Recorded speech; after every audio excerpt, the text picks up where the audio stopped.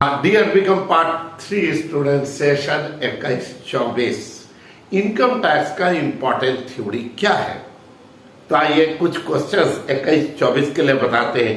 Income tax में sure short अगर आप प्रैक्टिकल क्वेश्चन बनाने का मन नहीं है तो थ्योरी इतना काफी होगा और सब गेस्ट पेपर में मिल जाएगा। डिफाइन टैक्सेशन एंड डिस्कस इस ऑब्जेक्टिव। पहला क्वेश्चन, कराधान को परिभाषित करें और इसके उद्देश्यों की चर्चा करें। Question 2, what is provident fund? Discuss the different types of provident fund. Provident fund क्या है, इसके विभिन्न प्रकारों का वर्णन करें। Question 3, what is income tax? Discuss the history of income tax in India. आयकर क्या है या आयकर किसे कहते हैं, भारत में आयकर के इतिहास का वर्णन करें। कब से लगा आयकर और अभी क्या स्थिति है, बीच में अंग्रेजों के समय में क्या था, अभी क्या है। 4, discuss the various provisions of section 80C for salary holder. जो सैलरी होल्डर होते हैं उनको 80C के अंतर्गत कुछ डिडक्शंस मिलते हैं, छूट, उनके संबंध में आपको डिस्कस करना है। वेतन भोगियों के लिए 80C के प्रावधानों का वर्णन करें। Question 5, discuss those deduction allowed under the head of salary. Salary एक हेड है, पहला ही हेड है इनकम टैक्स का। इसके अंतर्गत कौन सी कटौतियां मिलती हैं उसका चर्चा करना है। क्वेश्चन 6, फिर सैलरी चैप्टर सही है।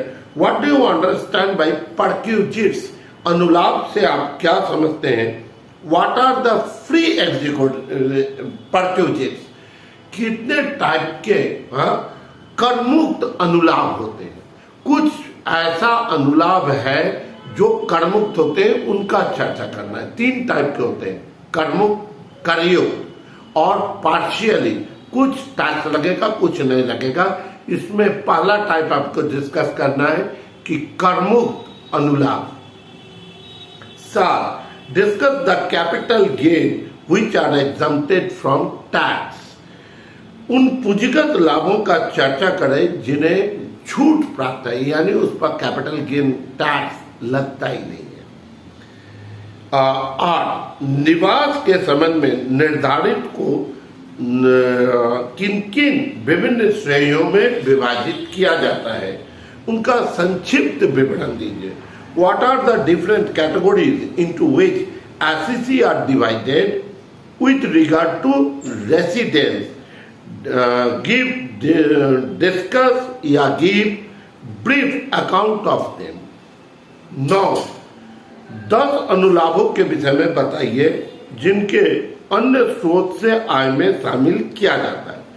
10 ऐसे वस्तुओं का नाम आपको बताना है जिनको, या ऐसे 10 आइटम का चर्चा करना है जिनको इनकम फ्रॉम अदर सोर्सेज में टैक्सेबल मान के शामिल किया जाता है। जैसे जुआ से आय, यह अदर सोर्सेज का आइटम है। इंग्लिश है इसका। Name 10 items which can be included under the head of other sources. Lottery से आए, ये सब क्या है बेटा, other sources. Question 10, define annual value. State the deductions that are allowed from annual value for computing the income tax in house property. वार्षिक मूल्य को परिभाषित करें। घरेलू संपत्ति से आय की जब गणना की जाती है तो वार्षिक मूल्य के संबंध में कौन सी कटौतियां हैं उनका चर्चा करना है। ठीक, एनुअल वैल्यू जो घर संपत्ति से संबंधित टैक्स कैलकुलेट करने के लिए जब एनुअल वैल्यू का कैलकुलेशन होता है तो सरकार कुछ छूट देती है, कुछ कटौतियां देती है, उन कटौतियों को चर्चा करना है। ठीक है, आपको जहां दिक्कत होगा बेहिचक आप मेरे से फिर व्हाट्सएप पे पूछ सकते हैं, है ना। Thank you.